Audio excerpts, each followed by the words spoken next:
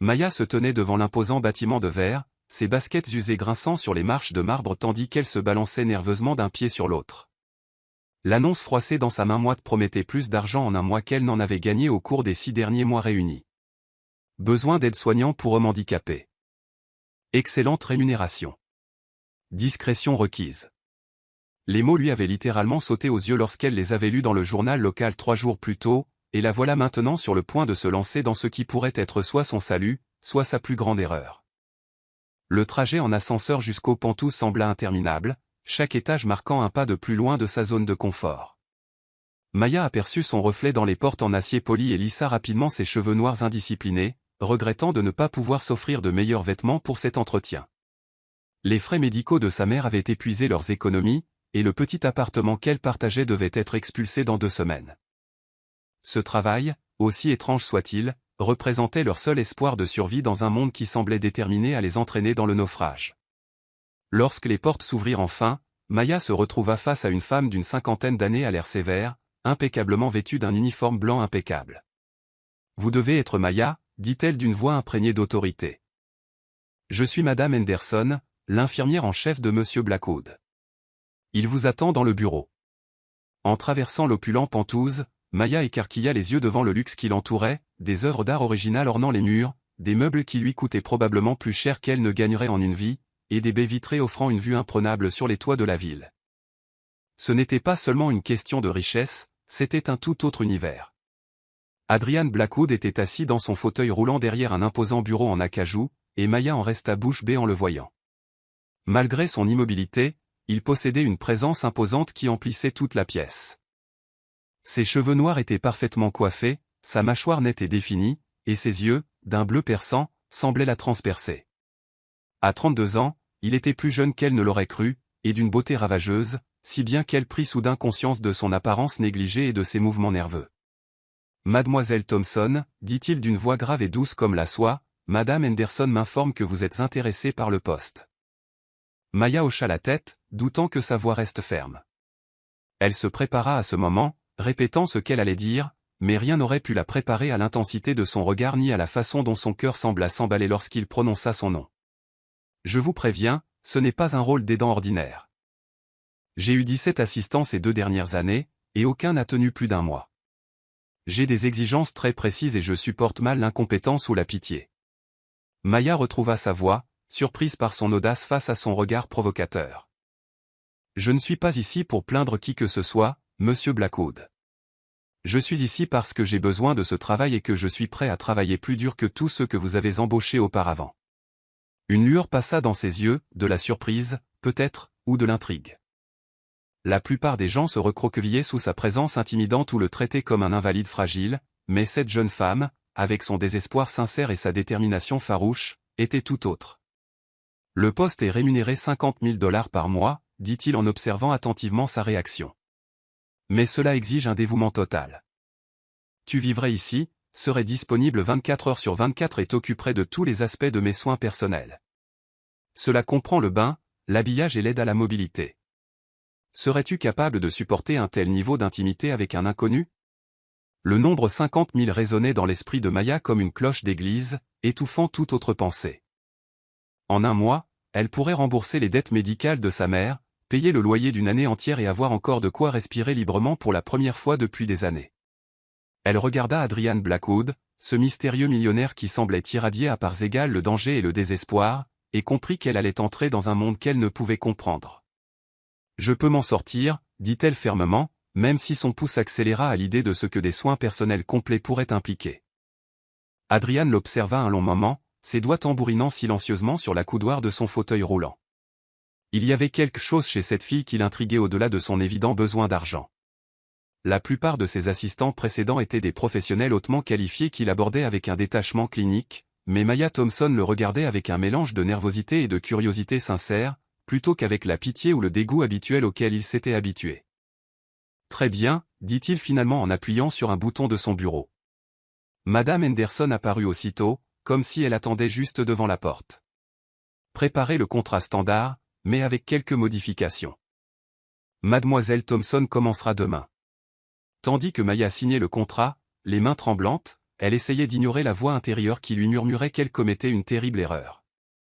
Le jargon juridique était accablant, truffé de clauses de confidentialité et d'exigences comportementales qui semblaient plus adaptées à un poste gouvernemental secret qu'à un rôle d'aidante. Mais lorsqu'elle vit la clause relative aux indemnités clairement écrite, tous ses doutes s'évanouirent. C'était sa chance de sauver sa mère, de leur offrir à toutes deux un avenir digne d'être vécu. Elle ignorait qu'Adrian Blackwood allait devenir bien plus qu'un simple employeur, ni que sa présence dans son monde soigneusement contrôlé allait tout changer pour eux deux. Les mains de Maya tremblaient tandis qu'elle remplissait la baignoire surdimensionnée de la salle de bain principale d'Adrian, la vapeur s'élevant de l'eau créant une atmosphère presque onirique dans cet espace en marbre. 3 jours s'étaient écoulés depuis son arrivée à son service, et si elle gérait les autres aspects de ses soins avec une assurance croissante, ce moment planait sur elle comme un nuage d'orage. Madame Henderson lui avait expliqué la routine avec une précision clinique, mais rien n'aurait pu préparer Maya à la vulnérabilité de la situation qu'elle allait affronter. La température de l'eau devait être exactement à 37 degrés Celsius, la voix d'Adrian résonna derrière elle. Elle se retourna et le vit entrer dans la salle de bain en fauteuil roulant. Il avait déjà retiré un t-shirt, révélant une poitrine plus large et plus musclée qu'elle ne l'avait imaginé, même si elle pouvait distinguer la ligne où la sensation s'arrêtait au bas de son torse. « Je sais que c'est gênant pour toi, dit-il, son ton autoritaire habituel plus doux, presque doux. Si tu n'y arrives pas, dis-le-moi. Madame Henderson trouvera quelqu'un d'autre. » Mais Maya secoua la tête, surprise par sa détermination. Elle était allée trop loin pour reculer, et quelque chose dans son regard lui disait que malgré ses paroles dures, il avait autant besoin d'elle qu'elle avait besoin de ce travail. L'aider à entrer dans le bain était plus intime que tout ce que Maya avait jamais connu, exigeant un niveau de confiance et de coordination qui ressemblait presque à une danse. Les bras d'Adrian étaient puissants après des années à supporter son poids, et tandis qu'elle l'aidait à se transférer de son fauteuil roulant au siège du bain, elle était profondément consciente de sa chaleur, de l'odeur de son eau de Cologne et de la façon dont ses muscles se tendaient sous son toucher. « Tu vas bien » murmura-t-il, et quelque chose dans sa voix avait changé, s'était réchauffé.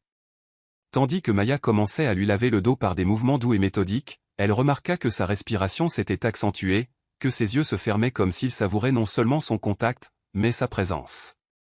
Aucun d'eux ne parla de l'électricité qui semblait emplir l'air entre eux, mais tous deux la ressentaient, cette connexion inattendue qui se formait dans les circonstances les plus improbables. L'orage s'abattit sans prévenir, transformant les baies vitrées du Penthouse en un tableau de ruissellement et d'éclairs. Maya lisait dans le salon lorsqu'elle entendit le bruit, un cri aigu qui transperça le grondement du tonnerre comme un couteau. Elle trouva Adrian dans sa chambre, agrippé si fort aux côtés de son fauteuil roulant que ses jointures étaient blanches, le visage pâle et couvert de sueur. « Douleur fantôme », expliqua-t-il en serrant les dents, son sang-froid habituel complètement anéanti. « Parfois, les nerfs se souviennent de ce que l'on ressent, et c'est comme être enflammé de l'intérieur. » Maya s'agenouilla sans hésiter près de sa chaise, les mains flottant près de lui, cherchant un moyen de l'aider. Elle avait lu des articles sur la douleur fantôme dans les revues médicales que Madame Henderson lui avait données, mais voir Adrian, cet homme puissant et maître de lui, réduit à une vulnérabilité tremblante lui faisait mal au cœur d'une manière inattendue. « Que puis-je faire » demanda-t-elle doucement, et lorsqu'il la regarda, elle vit dans ses yeux une lueur qu'elle n'avait jamais vue auparavant, une sincère gratitude de ne pas avoir immédiatement appelé Madame Henderson ni fui la pièce comme ses précédents assistants. « Reste » murmura-t-il, la voix rauque de douleur. Tout le monde s'en va toujours quand cela arrive. Maya s'installa par terre à côté de sa chaise, sa présence constante et apaisante tandis que la tempête faisait rage dehors. Elle commença à lui parler d'une voix basse et apaisante, lui racontant son enfance, sa mère, tout ce qui pouvait le distraire du feu invisible qui consumait son corps. Peu à peu, sa respiration se stabilisa, sa prise sur le fauteuil roulant se relâcha tandis que ses paroles l'enveloppaient comme un baume. Lorsque l'épisode passa enfin, Adrian baissa les yeux vers cette jeune femme remarquable qui avait choisi de rester à ses côtés dans ses moments les plus sombres et sentit quelque chose se déplacer dans sa poitrine, une chaleur qui n'avait rien à voir avec la sensation physique et tout à voir avec la façon dont elle le voyait, non pas comme un patient ou un fardeau, mais comme un homme digne d'être réconforté. La routine matinale était devenue un rituel sacré pour Maya et Adrian, même si aucun des deux ne l'aurait admis à voix haute. Elle entrait dans sa chambre à cette heure précise, tirant les lourds rideaux pour laisser entrer la lumière matinale, tandis qu'il faisait semblant de dormir pour pouvoir l'écouter fredonner doucement. L'intimité de l'aider à s'habiller, de leurs conversations informelles pendant ses exercices matinaux, était devenue quelque chose qu'aucun des deux n'avait anticipé au début de cet arrangement. Maya se surprit à apprécier son humour pince sans rire et ses idées surprenantes, tandis qu'Adrian découvrait qu'il réduisait ses appels professionnels pour pouvoir passer plus de temps en sa compagnie. Lors d'une séance de l'après-midi dans sa salle de sport, Maya remarqua qu'Adrian se démenait plus que d'habitude sur les barres parallèles, ses bras se tendant sous le poids de son corps. « Tu n'as rien à me prouver », dit-elle doucement en s'approchant de lui, la sueur perlant sur son front. « Je sais déjà que tu es fort. » La simplicité de ces mots le frappa comme un éclair. Personne n'avait jamais reconnu sa force sans la nuancer de pitié pour son état. Lorsqu'il se rassit enfin dans son fauteuil roulant, le souffle court, Maya lui tendit une serviette avec un sourire qui lui serra la poitrine d'une émotion qu'il avait oubliée. Ce soir-là, tandis que Maya l'aidait à prendre son bain, leur silence habituel et confortable se chargea d'une nouvelle énergie. Adrian se surprit à observer son visage dans la douce lumière de la salle de bain, notant sa façon de se mordre la lèvre inférieure en se concentrant, la douceur de ses mouvements, sa façon de fredonner ces douces mélodies qui étaient devenues la bande-son de ses journées. « Maya » dit-il soudain, et lorsqu'elle leva vers lui ses yeux bruns chaleureux, il eut l'impression de se noyer dans leur profondeur. « Merci » dit-il simplement, mais le poids de ces mots portait tout ce qu'il ne pouvait encore se résoudre à dire, qu'elle lui avait redonné son humanité, que sa présence avait transformé son monde stérile et contrôlé en quelque chose qui ressemblait à un foyer. Isabella Moncler fit irruption dans le Penthouse comme un ouragan, chaussée de talons de créateur. Ses cheveux blonds parfaitement coiffés et son maquillage impeccable contrastaient fortement avec la queue de cheval simple et les vêtements confortables de Maya. « Adrian, mon chéri » ronronna-t-elle, ignorant complètement Maya tandis qu'elle se glissait vers son fauteuil roulant avec une grâce experte. « J'ai entendu dire que tu avais engagé une autre petite assistante. C'est étrange. » Maya sentit une légère sensation de froid dans son ventre en voyant la femme se pencher pour embrasser la joue d'Adrian avec une familiarité possessive, ses doigts manucurés parcourant son épaule dans un geste qui évoquait une histoire intime. « Isabella » la voix d'Adrian était soigneusement neutre, mais Maya ne manqua pas la façon dont sa mâchoire se serra. « Je ne m'attendais pas à toi. » La belle blonde rit, un son de cloche de cristal à la fois beau et tranchant. « Oh, j'étais dans le quartier et je voulais voir comment tu t'en sors avec ton nouvel arrangement. J'espère vraiment que celui-ci durera plus longtemps que les autres. » Ses yeux verts se posèrent enfin sur Maya avec un dédain non dissimulé, même si je n'imagine pas quelle qualité une fille comme elle pourrait avoir pour s'occuper de quelqu'un ayant des besoins particuliers comme toi. Maya sentit ses joues s'enflammer de gêne et de colère, mais avant qu'elle puisse répondre, la voix d'Adrian transperça la tension comme une lame. Les qualifications de Maya sont plus que suffisantes, et son emploi ici ne te concerne pas, Isabella. Le ton protecteur de son ton fit frissonner Maya, tandis qu'Isabella plissait dangereusement les yeux. Comme c'est touchant, dit Isabella d'une voix faussement douce. J'espère que tu te souviens, chérie, que certaines personnes ne s'intéressent qu'à ton compte en banque. Après tout, que pourrait bien vouloir d'autre une fille comme elle d'un homme dans ta condition? La cruauté de ses paroles planait comme un poison, mais Maya fut surprise de se redresser au lieu de reculer, comprenant soudain que cette belle femme la considérait comme une menace à éliminer. Incapable de dormir après la visite d'Isabella, Maya se retrouva à errer dans les couloirs silencieux du Penthouse, ses pieds nus silencieux sur le sol de marbre frais. Elle ne fut pas surprise de trouver Adrian sur la terrasse, son fauteuil roulant près de la balustrade, le regard perdu dans les lumières de la ville qui s'étalaient en contrebattelle des étoiles filantes. Insomnie non plus, demanda-t-elle doucement, serrant plus fort son peignoir autour d'elle et le rejoignant dans la fraîcheur nocturne. Il se tourna pour la regarder et, au clair de lune, son visage lui parut plus jeune, plus vulnérable qu'elle ne l'avait jamais vu. Isabella était ma fiancée, dit-il sans préambule, sa voix empreinte d'une lassitude qui n'avait rien à voir avec l'épuisement physique. Avant l'accident, avant tout cela. Nous étions censés nous marier il y a 3 ans, mais quand je me suis réveillé à l'hôpital et que j'ai réalisé que je ne remarcherais plus jamais, elle n'a pas pu accepter la réalité. Maya sentit son cœur se serrer à la douleur dans sa voix, comprenant maintenant pourquoi la présence d'Isabella l'avait si profondément affectée. Elle disait qu'elle m'aimait, mais apparemment, cet amour était conditionné à ma capacité à danser à notre mariage, à lui offrir la vie parfaite qu'elle avait toujours imaginée. Maya s'approcha, sa main trouvant la sienne sur la coudoir de son fauteuil roulant. Sa perte, dit-elle fermement, surprise par la férocité protectrice dans sa voix. Toute femme incapable de voir au-delà de ce genre de choses ne vous mérite pas. Les yeux d'Adrian s'écarquillèrent devant sa défense véhémente, et lentement ses doigts s'entremêlèrent aux siens. Tu es remarquable, Maya Thompson, dit-il doucement, son pouce traçant de doux cercles sur le dos de sa main. Je ne m'attendais pas à trouver quelqu'un qui me considère comme un simple homme. Ni un patient, ni un projet, ni une tragédie. Juste Adriane. À cet instant, sous le ciel étoilé, tous deux sentirent les murs invisibles qu'ils avaient érigés autour de leur cœur commencer à s'effondrer. Maya s'était toujours interrogée sur l'accident qui avait changé la vie d'Adriane, mais elle ne l'avait jamais pressé d'en savoir plus, sentant que le sujet était tabou. Tout changea lorsqu'elle renversa accidentellement un carton dans son bureau en faisant la poussière, répandant des photos et des coupures de journaux sur le sol. Alors qu'elle se précipitait pour les ramasser, un titre attira son attention. L'accident de course d'un magnate de la technologie laisse des millions de personnes en suspens. Mais ce ne sont pas les implications commerciales qui l'ont coupé du souffle, mais la photo d'une voiture de course tordue, enroulée autour d'un arbre, et une autre montrant Adriane extrait de l'épave par les secours. « Tu étais un pilote de course », dit Maya. Lorsqu'Adriane la trouva encore agenouillée au sol, les photos s'étalèrent autour d'elle comme les pièces d'un puzzle qu'elle essayait de résoudre.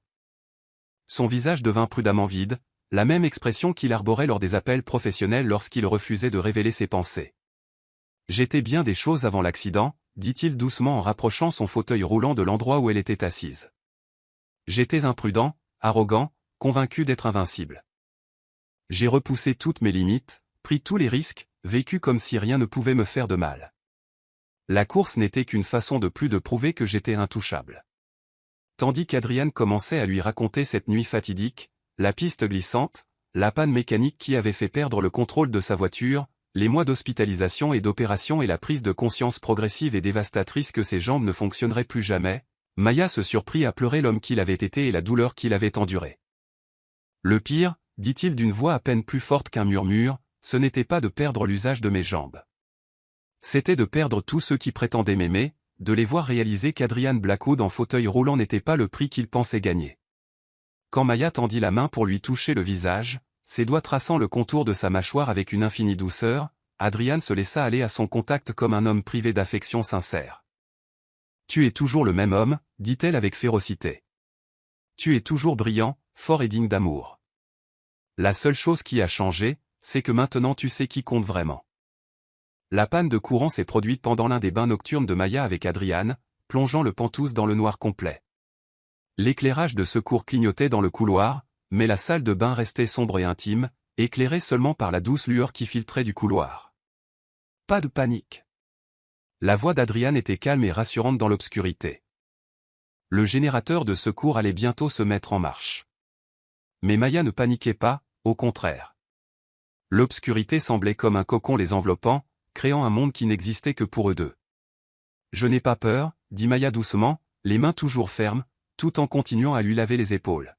« C'est toi. » La question flottait entre eux, chargée de sens, sans rapport avec la panne de courant. Adriane leva lentement la main, ses doigts trouvant son visage dans l'obscurité, traçant la courbe de sa joue avec une révérence qui lui coupa le souffle. Terrifié, admit-il d'une voix rauque d'émotion. Pas de l'obscurité, mais de ça. De ce qui se passe entre nous. De combien j'ai besoin de toi, et pas seulement comme aide-soignant. Quand leurs lèvres se rencontrèrent, ce fut comme rentrer à la maison et tomber d'une falaise en même temps. Maya avait déjà été embrassée, mais jamais comme ça, jamais avec une telle tendresse mêlée à un besoin désespéré, jamais par quelqu'un qui lui donnait l'impression d'être la chose la plus précieuse au monde. La main d'Adriane s'en mêla dans ses cheveux tandis qu'elle se penchait plus près, l'eau du bain trempant sa chemise, mais ni l'un ni l'autre ne se souciait de rien d'autre que de la magie de cet instant. Lorsqu'ils se séparèrent enfin, tous deux haletants, les lumières se rallumèrent, mais le monde avait déjà changé à jamais. « Maya » murmura Adriane contre son front, sa voix emplie d'émerveillement et d'une étrange allusion à l'amour. La brusque inspiration de Madame Henderson brisa ce moment intime comme du verre brisé. Maya se dégagea si vite d'Adriane qu'elle faillit glisser sur le sol mouillé de la salle de bain, le visage brûlant de honte face à l'expression scandalisée de la femme plus âgée. « Monsieur Blackwood », la voix de Madame Henderson était glaciale de désapprobation, « je dois vous parler immédiatement. » « Mademoiselle Thompson, veuillez nous excuser. » Le congédiement était clair, mais la voix d'Adriane trancha la tension avant que Maya ne puisse s'enfuir. « Quoi que vous ayez à dire, Madame Henderson, vous pouvez le dire devant Maya. » Son ton ne perturba aucune discussion, mais le visage de la femme plus âgée resta sévère et inflexible. « Très bien. C'est exactement ce que je craignais lorsque vous avez insisté pour embaucher quelqu'un d'aussi jeune et inexpérimenté. Les relations personnelles entre employeurs et employés sont inappropriées et peu professionnelles, surtout dans le cadre d'une prestation de soins. Mademoiselle Thompson profite visiblement de votre vulnérabilité. Maya eut l'impression d'avoir reçu une gifle, l'accusation la frappant plus fort que n'importe quel coup physique. Ça suffit, la voix d'Adrian était d'un calme mortel, mais Maya voyait la fureur monter dans ses yeux. Vous parlez de la femme que j'aime, Madame Henderson, et je ne tolérerai pas votre manque de respect. Les mots résonnèrent dans l'air comme un coup de tonnerre, les réduisant tous les trois au silence. Adrian l'avait dit, avait vraiment prononcé le mot « amour », et le monde semblait retenir son souffle en attendant la suite. Le cœur de Maya battait si fort qu'elle était sûre que les autres l'entendaient, tandis que le visage de Madame Henderson oscillait entre le choc, la désapprobation et quelque chose qui aurait pu être de la peur pour son emploi. Les conséquences de la déclaration d'Adrian créèrent une tension dans le Penthouse qui sembla affecter tout le monde. Madame Henderson conserva son attitude professionnelle, mais avec une froideur qui rendait chaque interaction inconfortable, tandis que Maya se surprenait à remettre en question chaque geste, chaque mot, terrifiée à l'idée de profiter de la situation d'Adrian, comme la femme plus âgée l'avait suggéré. Pendant 3 jours, elle garda leurs interactions strictement professionnelles, l'aidant dans ses soins mais évitant tout contact visuel, ne parlant que lorsque c'était nécessaire, dressant entre eux des barrières qui s'élevaient d'heure en heure. « C'est ridicule », s'exclama Adrian lors de ce qui aurait dû être un simple bain du soir. « Tu me traites comme si j'avais une maladie contagieuse, et j'en ai assez de faire semblant de ne pas savoir pourquoi. » La main de Maya se posa sur ses épaules, mais elle refusa toujours de le regarder dans les yeux. « Madame Henderson a raison, dit-elle doucement.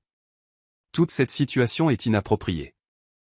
Vous êtes mon employeur, et j'ai besoin de ce travail. J'abuse peut-être de vous. Arrêtez. » Ce mot claqua comme un fouet, et quand Maya le regarda enfin, elle ne vit pas de la colère, mais de la douleur dans ses yeux bleus. « C'est vraiment ce que tu penses ? Que tu es une sorte de prédateur et que je suis trop impuissant pour savoir ce que je veux dire ?» Adrian lui prit les mains et les serra fermement lorsqu'elle essaya de se dégager. « J'ai déjà été amoureux, Maya. Je sais ce que ça fait de désirer quelqu'un pour de mauvaises raisons, de confondre gratitude et affection, pitié et passion. Ce n'est rien de tout cela. » Sa voix s'adoucit, devenant si tendre qu'elle en eut le cœur brisé. « Ce que je ressens pour toi, ce n'est pas parce que tu prends soin de moi, c'est à cause de ce que tu es quand tu penses que personne ne te regarde. Ta façon de fredonner en travaillant, ta façon de parler aux plantes sur la terrasse comme à de vieilles amies, ta façon de voir la beauté en toutes choses, même quand ton propre monde s'écroule. J'aime ta force, ta gentillesse, ta terrible habitude de faire passer les besoins des autres avant les tiens. J'aime la femme qui a choisi de rester avec moi pendant une crise de panique alors qu'elle aurait pu s'enfuir, qui me défend face à des gens comme Isabella, qui me donne l'impression de valoir plus que mon compte en banque. » Le monde de Maya a basculé lorsqu'elle a ouvert la porte du Penthouse et découvert sa mère dans le couloir, petite et dépareillée dans ce décor opulent. « Maman ?» La voix de Maya s'est brisée de surprise et de culpabilité lorsqu'elle a réalisé qu'elle était tellement absorbée par sa nouvelle vie qu'elle n'avait presque pas appelé depuis des semaines. Helena Thompson était plus maigre que dans les souvenirs de Maya, la chimiothérapie ayant terni la couleur éclatante de ses joues, mais ses yeux brillaient de curiosité tandis qu'elle contemplait le luxe qui entourait sa fille. « Je voulais voir où travaillait mon bébé, » dit doucement Helena, sa voix portant le léger accent que Maya avait tant essayé de réprimer. « Les voisins ont dit que tu avais déménagé subitement, et quand je suis allé à ton ancien appartement, ils m'ont dit que tu vivais dans un endroit chic maintenant. J'étais inquiète. » Le cœur de Maya se serra de culpabilité en réalisant ce que sa mère avait dû ressentir, abandonnée et désemparée face à sa maladie. En conduisant Helena dans le Penthouse, elle prit pleinement conscience de l'immensité de l'espace, du coup probablement supérieur à ce que sa mère avait gagné de toute sa vie professionnelle. Adrian choisit ce moment pour entrer dans le salon, et Maya vit les yeux de sa mère s'écarquiller en voyant son fauteuil roulant, ses vêtements coûteux et, surtout, son regard affectueux et non dissimulé sur Maya. « Tu dois être Helena, » dit Adrian chaleureusement en lui tendant la main avec un respect sincère.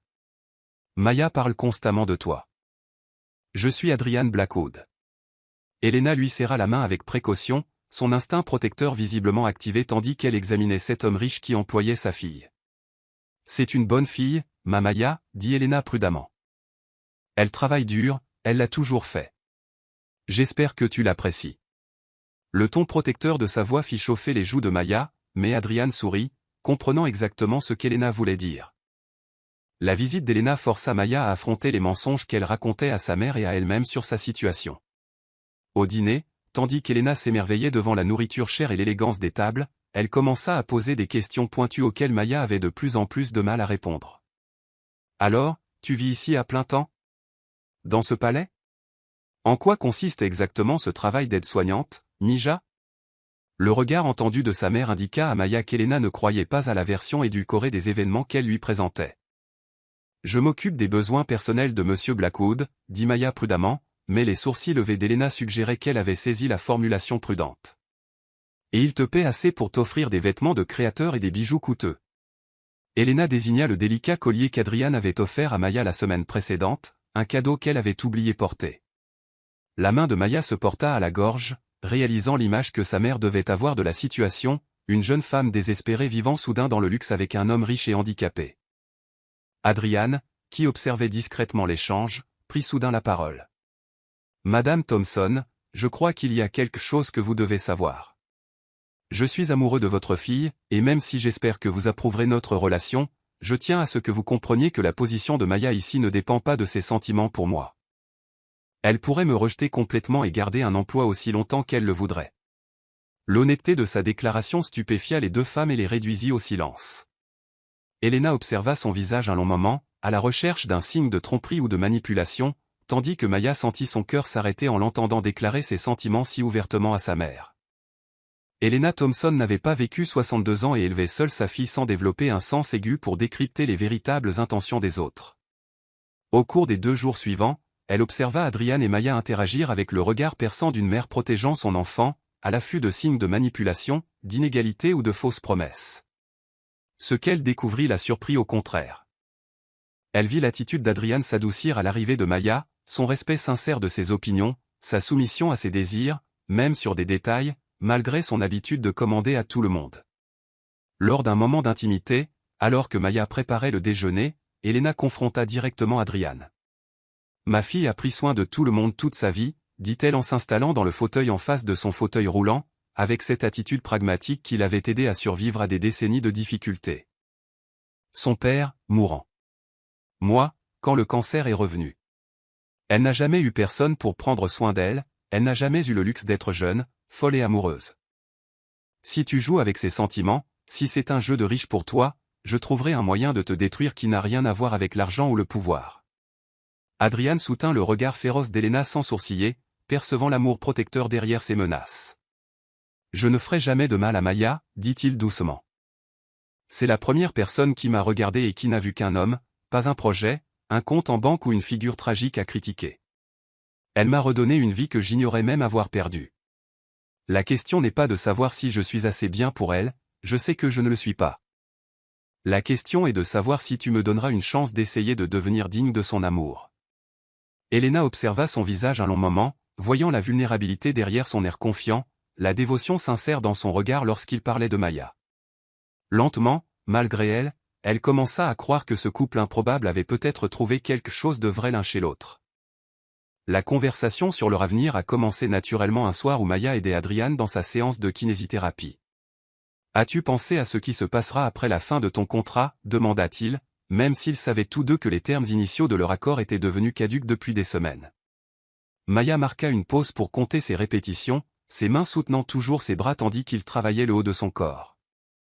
La question qu'ils avaient tous deux évité planait entre eux comme un pont qu'aucun d'eux n'était sûr d'être prêt à franchir. « Je ne sais pas » admit Maya en toute honnêteté. « Il y a 6 mois, mon plus grand rêve était simplement de payer les soins de ma mère et de continuer à vivre. Je n'aurais jamais imaginé cela. » Elle les désigna d'un geste, évoquant non seulement le luxe du Penthouse, mais aussi la relation qu'ils avaient construite, l'amour qui s'était développé entre eux malgré tous les obstacles. Je n'aurais jamais imaginé vivre quelque chose d'aussi beau. Adrian lui prit la main, la porta à ses lèvres et déposa un doux baiser sur sa paume, un geste devenu aussi naturel que de respirer entre eux. « Je veux que tu restes, » dit Adrian d'une voix rauque. « Non pas comme employé, non pas parce que j'ai besoin d'une aide-soignante, mais parce que je ne peux plus imaginer ma vie sans toi. Je sais que c'est compliqué. Je sais que les gens diront des choses sur tes motivations ou les miennes. Mais Maya, je veux construire une vraie vie avec toi. Je veux me réveiller à tes côtés chaque matin, non pas parce que tu es payé pour être là, mais parce que tu as choisi d'être là. » La vulnérabilité de son aveu coupa le souffle à Maya. Cet homme puissant, qui dirigeait des conseils d'administration et bâtissait des empires commerciaux, lui mettait son cœur à nu, lui offrant non seulement sa fortune, mais toute sa personne, lui confiant l'avenir qu'il croyait perdu à jamais. Adrian planifiait depuis des semaines, se coordonnant avec Elena dans le dos de Maya pour organiser un événement spécial qui honorerait à la fois le sens pratique de Maya et les valeurs traditionnelles de sa mère. Il transforma la terrasse du Pentouz en un jardin paradisiaque, installant des guirlandes lumineuses entre les éléments que Maya avait réussi à faire prospérer dans leur environnement urbain, créant ainsi un espace intime qui ressemblait à un monde secret au-dessus de la ville. Lorsque Maya pénétra sur la terrasse ce soir-là, s'attendant à leur dîner tranquille habituel, elle en eut le souffle coupé par la transformation. « Adrian, qu'est-ce que c'est que tout ça ?» demanda-t-elle, mais sa question s'éteignit en le voyant l'attendre au milieu du jardin, une petite boîte en velours posée sur ses genoux. Sa mère émergea de derrière un rideau de jasmin, les larmes aux yeux, et Maya comprit que ce moment avait été soigneusement orchestré pour inclure la femme qui avait tout sacrifié pour l'élever. « Maya Elena Thompson », dit Adrian, la voix tremblante d'émotion en ouvrant la boîte pour révéler une bague qui semblait capturer la lumière des étoiles. « Tu m'as redonné la vie, l'espoir, la capacité de rêver à nouveau. » Tandis qu'Adrian parlait de leur amour, de la façon dont elle avait transformé son monde, d'une prison d'isolement à un foyer rempli de rire et de possibilités, Maya sentit ses propres larmes couler. « Je sais que je ne peux pas te donner tout ce qu'un mari ordinaire peut te donner, poursuivit-il, sa vulnérabilité lui brisant le cœur et le guérissant à la fois. Je ne peux pas danser avec toi à notre mariage, je ne peux pas te porter jusqu'au seuil, je ne peux pas te donner d'enfant de façon traditionnelle. Mais je peux te promettre de t'aimer de tout mon cœur, de soutenir tes rêves, de te soutenir, quelle que soit la forme que cela prendra, face à toutes les épreuves de la vie. Veux-tu m'épouser, Maya? Choisiras-tu de construire une vie avec moi, non pas par obligation, mais parce que tu le veux? » L'annonce des fiançailles a provoqué une onde de choc dans le cercle social d'Adrian et dans les médias, les titres allant du romantique au cynique selon le point de vue du journal. Maya s'est retrouvée plongée dans un monde de surveillance qu'elle n'aurait jamais imaginé, avec des photographes essayant de la capturer en train de faire ses courses et des chroniqueurs mondains décortiquant son passé et ses intentions. « Êtes-vous sûr d'être prêt pour ça ?» demanda Adrian un matin après qu'un article particulièrement virulent ait remis en question ses motivations, mais Maya l'a surpris par sa résilience. « Laissez-les parler », dit-elle en s'installant sur ses genoux avec cette intimité confortable qui leur était devenue naturelle. « Je sais pourquoi je t'épouse, tu sais pourquoi tu m'épouses, et c'est tout ce qui compte. De plus, ajouta-t-elle avec un sourire malicieux, ma mère disait toujours qu'on ne parle que des personnes intéressantes. Je n'ai jamais été assez intéressante pour qu'on en parle. » Sa capacité à trouver l'humour dans la situation, à le protéger de la négativité tout en préservant sa dignité, n'a fait que confirmer à Adrian qu'il épousait la femme idéale. L'organisation du mariage s'est avérée être une aventure de compromis et de créativité. Maya souhaitait quelque chose de simple et d'intime, tandis que le poste d'Adrian exigeait un certain degré de formalité pour satisfaire à ses relations professionnelles et à ses obligations sociales.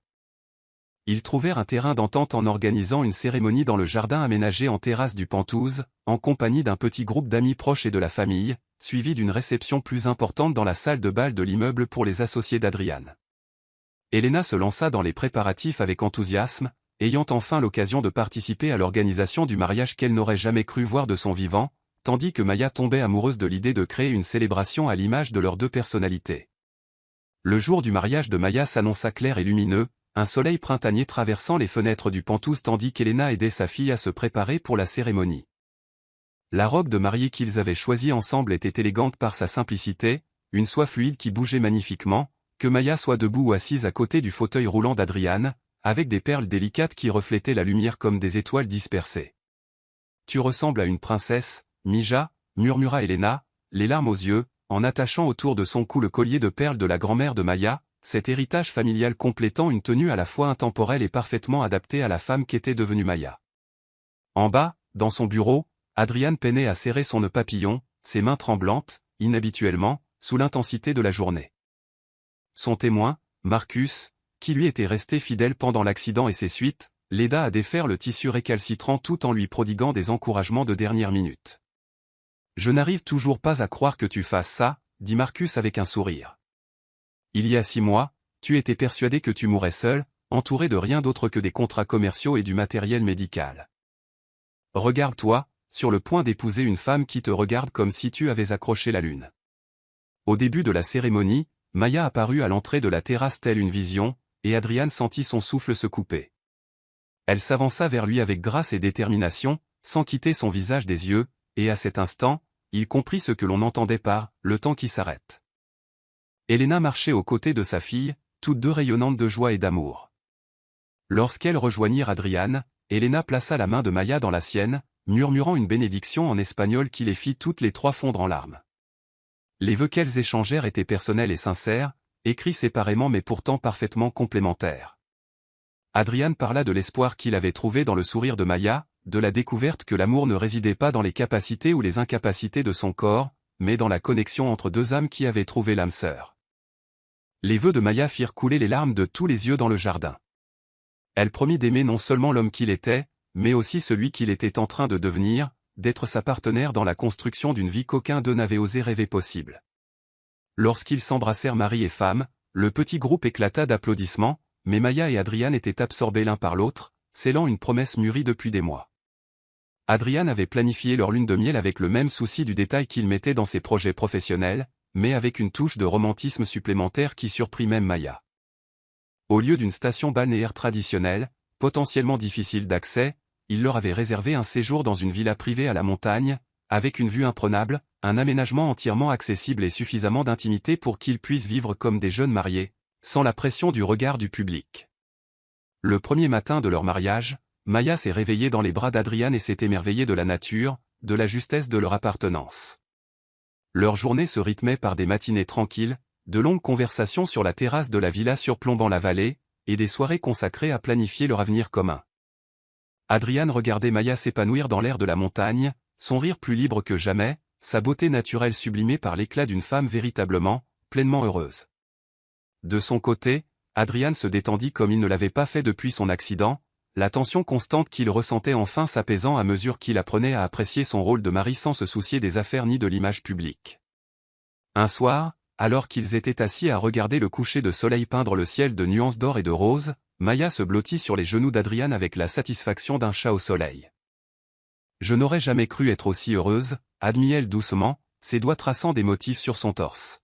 « Il y a 6 mois, j'essayais juste de survivre, et maintenant je suis mariée à mon meilleur ami, vivant une vie dont je n'aurais jamais osé rêver. » Les bras d'Adriane se resserrèrent autour d'elle, comprenant parfaitement ce qu'elle voulait dire, car il avait vécu la même transformation. « Nous allons vivre une vie formidable ensemble, Madame Blackwood, murmura-t-il dans ses cheveux, et Maya sourit à l'évocation de son nouveau nom, à la promesse qu'il représentait. Retourner aux Pentouz en tant que couple marié, c'était comme retrouver un endroit complètement différent, même si rien n'avait physiquement changé. Maya déménagea ses rares possessions de la chambre d'amis à la suite parentale d'Adriane, et soudain, l'espace qui lui avait toujours semblé être le sien devint incontestablement le leur. Elle a réorganisé les meubles pour mieux répondre à leurs besoins, a ajouté des plantes et des touches personnelles qui ont rendu ce luxe stérile chaleureux et vivant, et surtout, a insufflé un sentiment de partenariat à chaque aspect de leur quotidien. La dynamique de leur relation a évolué de manière subtile mais profonde maintenant que Maya n'était plus l'employée d'Adriane, mais son épouse. Elle l'aidait toujours pour ses soins personnels, mais cela ne faisait désormais plus partie de leur façon de prendre soin l'un de l'autre, comme elle lui préparait son café le matin ou gérait leurs finances et la gestion du ménage. Madame Henderson, qui s'était peu à peu rapprochée de Maya au fil des mois, la traitait désormais avec le respect dû à la maîtresse de maison, et Maya se sentit prendre son rôle avec une assurance surprenante. Leur premier mois de mariage apporta de petits défis et des révélations encore plus subtiles l'un sur l'autre. Maya découvrit qu'Adriane était incapable de partager les placards et qu'il avait l'habitude de travailler tard le soir lorsqu'il était stressé. Adriane apprit que Maya se parlait à elle-même en cuisinant et qu'elle avait une peur inexplicable des films d'horreur, mais qu'elle les regardait quand même s'il le souhaitait. Ces petites découvertes familiales leur semblaient précieuses à tous deux, preuve qu'ils construisaient une vraie vie ensemble, fondée sur une intimité sincère plutôt que sur la construction artificielle de leur arrangement initial. La première véritable épreuve de leur mariage survint lorsque l'entreprise d'Adriane fut confrontée à une tentative de rachat hostile de la part d'un concurrent qui rôdait depuis des mois, guettant un signe de faiblesse. Le stress de la lutte contre l'attaque de l'entreprise accaparait les journées d'Adriane et hantait ses nuits, ravivant la version sévère et autoritaire de lui-même que Maya n'avait plus revue depuis leur début. Il lui criait dessus pour des broutilles, travaillait 18 heures par jour et se retranchait dans la froide efficacité qui avait autrefois constitué son bouclier contre le monde. Maya vit son mari disparaître derrière des murs qu'elle croyait avoir définitivement démolis, et pour la première fois depuis leur mariage, Elle se demanda si elle était assez forte pour supporter la pression d'être mariée à un homme comme Adrian Blackwood. L'homme aimant et vulnérable qu'il avait demandé en mariage dans le jardin semblait avoir été remplacé par un inconnu qui ne remarquait guère sa présence, qui considérait leur maison comme une cellule de crise et leur relation comme une distraction qu'il ne pouvait se permettre. Mais Maya n'avait pas survécu à une enfance pauvre et à la maladie de sa mère en baissant les bras face aux difficultés. Au lieu de se replier sur elle-même ou de réclamer de l'attention, elle commençait discrètement à s'occuper des détails qu'Adrian négligeait, obsédée par la crise financière. Elle coordonnait ses activités avec ses assistants, gérait son emploi du temps pour qu'ils mangent régulièrement et créait des îlots de paix chez eux où ils pouvaient décompresser. Plus important encore, elle attendait, sachant que l'homme qu'elle aimait était toujours là malgré le stress et la peur, et que son rôle d'épouse était de le soutenir jusqu'à ce que la tempête passe. La tentative de rachat échoua finalement, en grande partie grâce aux brillantes manœuvres stratégiques d'Adrian et à la loyauté de partenaires commerciaux clés qui respectaient non seulement sa perspicacité, mais aussi l'homme qu'il était devenu depuis sa rencontre avec Maya. Une fois les derniers papiers signés et la menace officiellement neutralisée, Adrian trouva Maya qui l'attendait dans leur chambre, non pas avec des demandes d'explication ou des récriminations pour son comportement récent, mais avec la force tranquille et l'amour inconditionnel qu'il avait attiré vers elle au départ. « Je suis désolé », dit-il simplement en la serrant dans ses bras avec une gratitude désespérée. « Je sais que je suis devenu insupportable ces dernières semaines. Je sais que je t'ai exclu alors que j'aurais dû te faire confiance pour m'aider à traverser cette épreuve. » Maya étouffa ses excuses d'un baiser, comprenant que son repli sur lui-même était dû à la peur et à l'autoprotection plutôt qu'à un manque d'amour pour elle. « Tu n'as pas à t'excuser d'être humain, dit-elle doucement. Mais la prochaine fois, laissez-moi vous aider à porter le poids. C'est ce que font les couples. Cette crise leur a appris à tous deux de précieuses leçons sur leur mariage et sur eux-mêmes. Adrian a appris à s'appuyer sur la force de Maya sans se sentir diminuée, tandis que Maya a découvert qu'elle était capable de gérer les pressions et les responsabilités inhérentes à son rôle d'épouse. Ils sont sortis de l'épreuve plus forts et plus soudés, avec une meilleure compréhension de la complémentarité de leurs forces respectives. Ce soir-là, alors qu'ils célébraient non seulement leur victoire professionnelle, mais aussi leur triomphe en tant que couple, Maya et Adrian ont senti leurs dernières craintes se dissiper, remplacées par la certitude absolue qu'ils pourraient affronter n'importe quelle tempête ensemble. Un an après leur mariage, Maya et Adrian ont commencé à envisager la possibilité de fonder une famille, une conversation qui nécessitait une réflexion approfondie compte tenu des limitations physiques d'Adrian et des procédures médicales complexes que cela impliquerait. « Je veux avoir des enfants avec toi », avoua Adrian un soir, alors qu'il se blottissait sur le canapé, mais sache que je suis terrifié. Terrifié à l'idée de ne pas pouvoir être le genre de père que je souhaite être, que mes limitations les limitent aussi d'une manière ou d'une autre. Maya se tourna dans ses bras pour lui faire face, ses mains entourant son visage tandis qu'elle parlait avec la conviction profonde qu'il avait fait tomber amoureux d'elle. « Tu seras un père formidable, dit-elle sans hésiter. Tu m'as déjà montré ce que signifie aimer quelqu'un sans réserve, soutenir ses rêves, être patient, bienveillant et fort quand le monde devient accablant. Ce sont ces qualités qui font un bon parent, et non le fait de pouvoir les poursuivre dans une ère de jeu. » Sa confiance inébranlable en lui dissipait ses peurs comme un soleil qui perce le brouillard. Leur chemin vers la parentalité devint une nouvelle aventure qu'ils affrontèrent ensemble, abordant chaque consultation et chaque intervention médicale avec la même complicité qui les avait aidés à surmonter toutes les autres difficultés. Lorsque Maya est finalement tombée enceinte grâce à la FIV, leur joie a été tempérée par la conscience de la valeur et de la difficulté de cette bénédiction. Les mains d'Adrian tremblaient lorsqu'il toucha le ventre encore plat de Maya, bouleversé par le miracle de la vie qui y grandissait, tandis que Maya s'émerveillait de la façon dont cet homme, autrefois convaincu de n'avoir rien à offrir au monde, allait devenir père. 5 ans après son arrivée dans le pantouse d'Adrian Blackwood, jeune femme désespérée en quête d'emploi, Maya se tenait là, tenant leur fille de 3 ans, Emma, tandis que leur fils nouveau-né, Daniel, dormait paisiblement dans les bras d'Adrian. Le pantouse avait été transformé une fois de plus, cette fois en une maison imprégnée du merveilleux chaos de la vie de famille, de jouets éparpillés sur des tapis coûteux, de peintures aux doigts exposées aux côtés d'œuvres d'art inestimables, et du son incessant des rires d'enfants résonnant dans des pièces autrefois silencieuses et stériles. Helena, désormais guérie du cancer et rayonnante de santé, passait ses journées à gâter ses petits-enfants et à s'émerveiller de la vie que sa fille avait construite.